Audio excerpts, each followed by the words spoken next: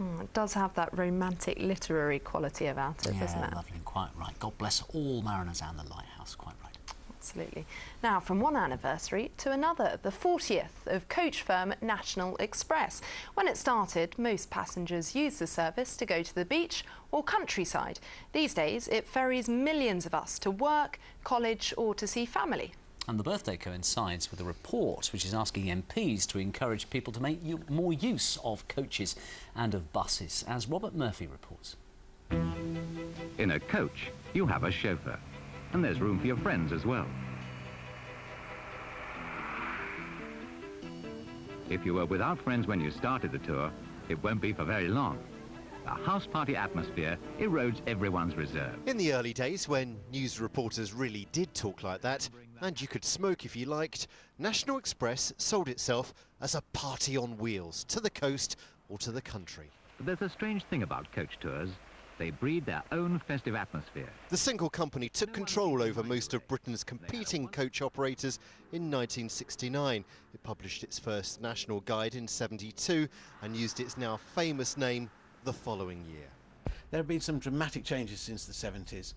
Way back when, most people came and booked their ticket in the coach station, and the vast majority of trips were either the seaside or at weekend on trips.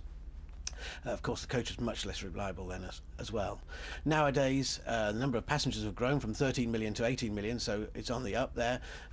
Most people now book their ticket online, and the patterns of travel are smooth, so it's now predominantly to the big cities, Birmingham, Bristol and London. The coaches are much more reliable now and packed full of technology. Travellers have other options, so why pick the coach or bus? I asked these passengers boarding one of National Express's main rivals. I've got a rail card and it's still like much cheaper to get the coach. I think it's a lot simpler. Yeah, cheaper. Yeah, no changes. Just get on, go, fall asleep. You don't have to worry about missing your stop. Do you enjoy coach travel? No, not particularly, because I'm tall and I've got long legs. I actually do enjoy coach travel, having taken lots of children on tour many times abroad. So I've spent many hours sitting on coaches with lots of children. And we spend many hours on coaches or buses as a nation. It's our #1 choice of public transport. More people use it than all other types combined.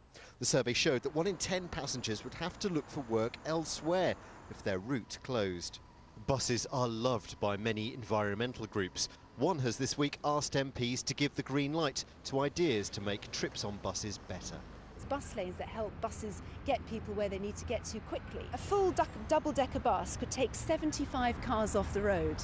And you think about when we get the congestion on our roads and traffic jams and what have you, actually, you know, buses have a really important role. They already keep congestion down, but they could do even more. Many passengers do complain of expensive fares and irritating delays.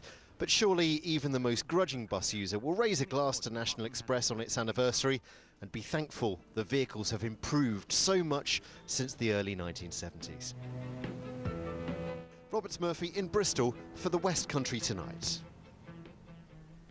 I haven't been on a coach trip for years. Oh, really? I do it quite often at the weekends. You can read a nice book then. You can't do that on a bike. No, that's very true. I used to go on lots as a kid, and always the challenge was to Bagsy the back seat. Yeah.